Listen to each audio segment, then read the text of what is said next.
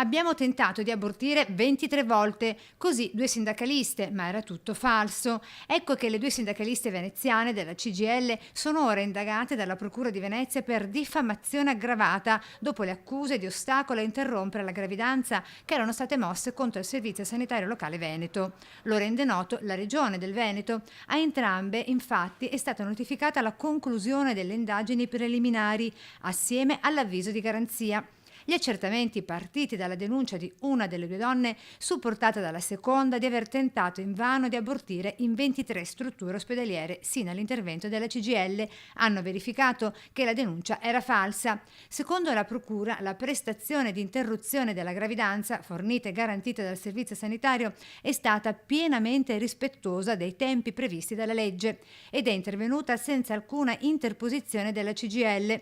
Ritenendo di aver subito un grave danno d'immagine dall'azione delle due sindacaliste, la Regione del Veneto si riserva di costituirsi parte civile nell'ambito del procedimento.